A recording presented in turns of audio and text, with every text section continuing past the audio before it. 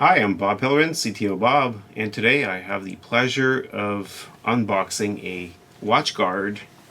It is a Firewall, a T40, and that's the model that I recommend the most. It replaces the T35 and the T30 before that.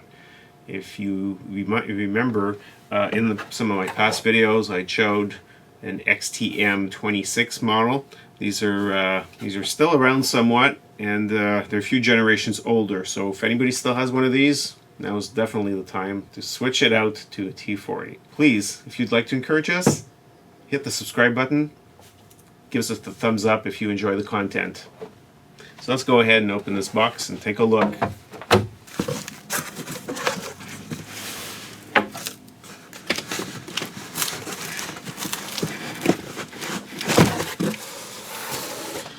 So we've got the usual packaging. It looks very much like in the past. Quite easy to open these types of boxes. So we have the quick start guide. Just for information, this is actually useful because it does come pre-configured somewhat, and what you need to know is you need to know the IP address that it is at. So it's 10.0.0.1. 10.0.1.1 on port 8080. Alright, so in the box what we'll find is the unit. We'll take a look at it in a moment. And power supply.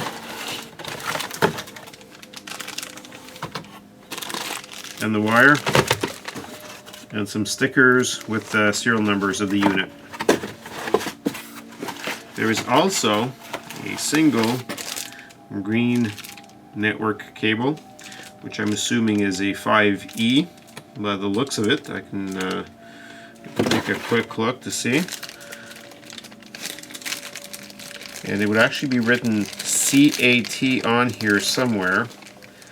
It does say CAT 5E right here. I don't know if you can read that, but generally I recommend using 6 or 6A.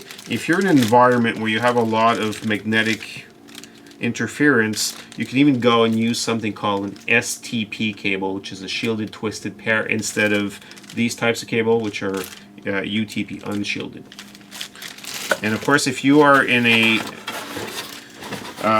environment where you have a lot of humidity, for example production environment, then you could also use type of cables that are rated for outside, for outdoors, and this way they will survive much of your excessive humidity. For example, if you're in a production plant that produces meat or types of products like that, where you'd have naturally a lot of cleaning as well that goes on in these places, and they like to spray everything at night to disinfect, then definitely you want to make sure that you get the proper cables for that. So let's go ahead and put these aside. The only thing I will mention before I do that is show you what the end looks like. So we've got a normal power cable on this end, and this is what the power connector looks like. So we're going to go ahead and unpack this. So the front of it has a lot of lights. If we were to compare it to the XTM models from the past, I mean, take a look at the size of this. As you see, they're actually getting bigger. And there's a reason for this. They have a lot more power.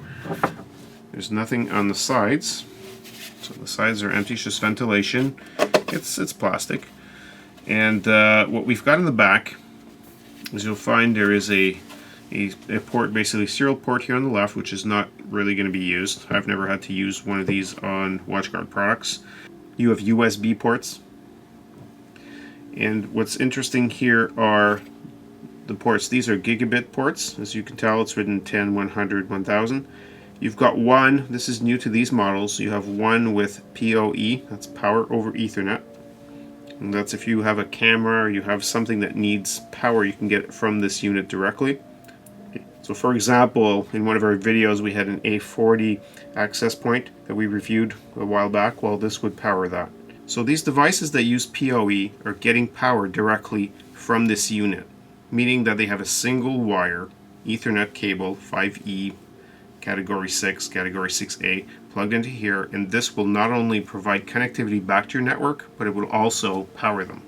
And that's what this PoE is. Now for the rest, as you can tell, they do say WAN, so wide area network, and the rest are for LAN, local area network.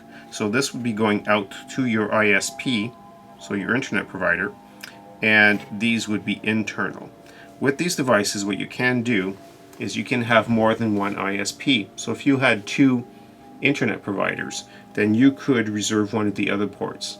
Why would you do that? Well, if you have provider A that goes down, there's some kind of emergency breakage in the system, whatever happens, then this unit will be smart enough, you can program it to switch over to the secondary provider. You can also set it up that if it detects that there is lag on one, it could switch automatically.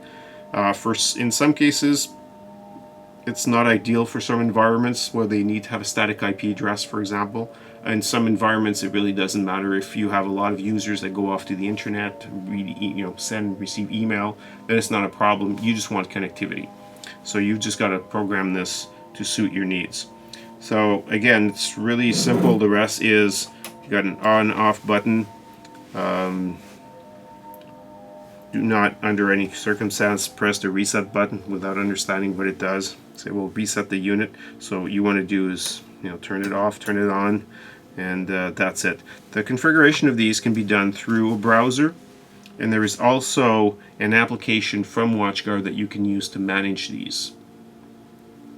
So let's talk a little bit about the speed of this versus the outgoing model T35. So the T40, I've seen 2 conflicting numbers online depending on whether you're reading their PDF or whether you're reading their website, but they're telling you that this firewall can handle 3.4 gigabits per second as opposed to the old T35, which was 940 megabits per second. Now keep in mind that this is sort of a raw speed. If you're looking at doing VPN, this unit will actually support 30 mobile VPN clients. The outgoing model, the T35, could only go up to 25. Now keep in mind that this unit is ideally suited to about 20 users, as was the previous model. If you were to do VPN, the speed of that specifically is 880 megabits per second. For the old one, it was 560 megabits per second. So you can see how the improved hardware for the same price, or slightly higher, will give you more bang for your buck. The other thing as well that you look at when you look at speeds and feeds on these things is when you're talking about things like antivirus. What are the services? Well, the antivirus on here, if it you put it on and it's scanning, can go up to 586 megabits per second. So that is its maximum. And on the T35 it's 325. So you can kind of tell. Another general number that they throw in there is the UTM, which is basically the overall raw number when services are turned on. For this unit is 300 megabits per second, and for the old one it was 278. So that's very similar for that specific number. The other thing too is when you get a newer unit, you are future-proofing yourself. Why? Because at some point you do, in WatchGuard's case particularly, they do introduce more features. They will do things like purchase other companies. They'll bring in some of that technology in. They'll develop new techniques, new countermeasures to whatever comes out next. And they need to keep adding things to the boxes. The way they do this is they keep providing us with newer firmware. As the units get old, for example, if you had an old XTM, and one of the reasons, even if it's still working well, is I can't get this model to get the very latest firmware, and I can't, even if I were able to, it wouldn't be able to run all of the latest additional functionality that they've included in those firmwares. So to recap, if you're a small firm, you have up to about 20 users, or if you've got remote offices, in case of remote offices, you can plug this, create a office-to-office VPN, and you'll then connect it back to your head office. And at that point, you'll have seamless integration of one network to the other. So you'd be able to do things like print somewhere back at the head office. You'll be able to hit those servers as well and have the connectivity. So this is a great workhorse to get. I thank you very much for watching. Please, as I mentioned, it really helps us out if you subscribe.